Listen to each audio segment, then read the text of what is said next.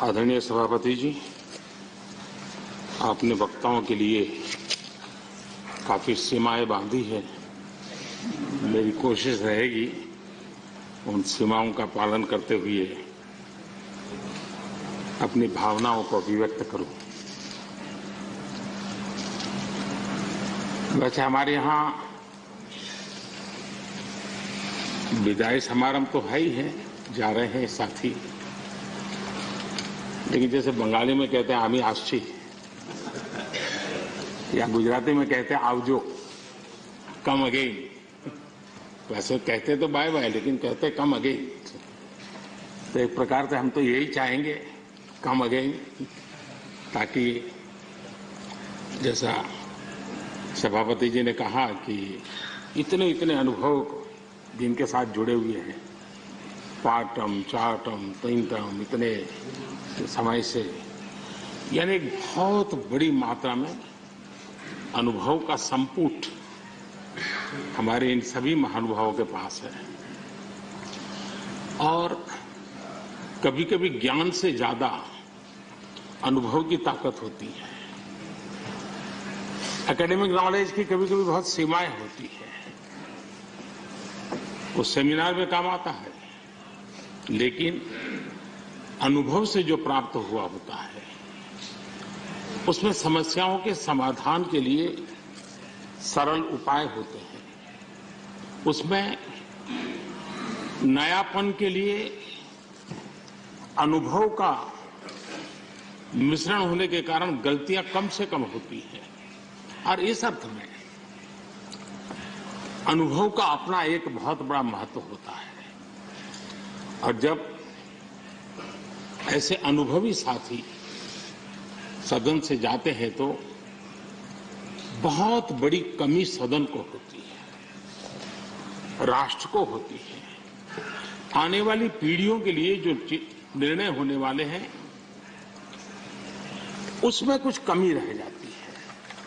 और इसलिए जब अनुभवी लोग जाते हैं उनके लिए यहां बहुत कहा जाएगा, लेकिन जब अनुभवी नहीं यहां है तब जो है उनकी जिम्मेवारी जरा और बढ़ जाती है। वो जो अनुभव की गाथा यहां छोड़ के गए हैं, जो बाकी यहां रहने वाले हैं, उनको उसको आगे बढ़ाना होता है। और जब वो आगे बढ़ाते हैं तो सदन की ताकत को कभी कमी महसूस नहीं होती है। और मुझे विश्वास है कि आप जो साथी आज विदाई लेने वाले हैं, उनसे हम जो सभी सीखे हैं, आज हम भी संकल्प करें उसमें से जो भी उत्तम है, जो श्रेष्ठ है, उसको हम आगे बढ़ाने में इस सदन की पवित्र जगह का जरूर हम उपयोग करेंगे, और ताकि देश को समृद्धि में बहुत काम आएगा। एक लंबा समय हम इस चार दीवारों के बीच में बिताते हैं। हिंदुस्तान के हर कोने की भावनाओं का यहां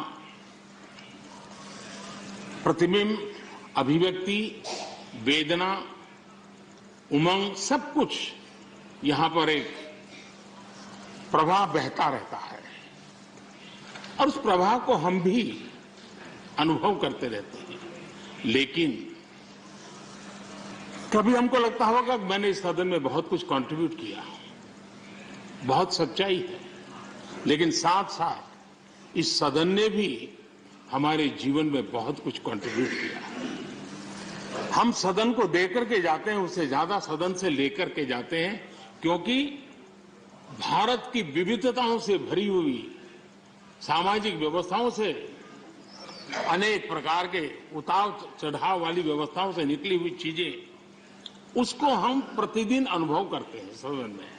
और इसलिए मैं आज यही कहूंगा कि भले हम इन चार दीवारों से निकल रहे हैं, लेकिन इस अनुभव को राष्ट्र के सर्वोत्तम हित के लिए चारों दिशाओं में ले जाएं, चारों दीवारों में पाया हुआ चारों दिशाओं में ले जाएं, ये हम सबका संकल्प रहे। और हमारी ये भी कोशिश रहे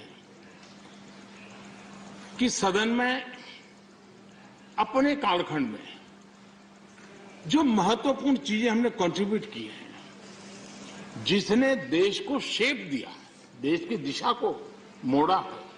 मैं चाहूंगा उन स्मृतियों को आप कहीं न कहीं शब्दबद्ध करें, कहीं न कहीं लिखें, ताकि कभी न कभी वो आने वाली पीढ़ियों को रेफरेंस के रूप में काम आएगी।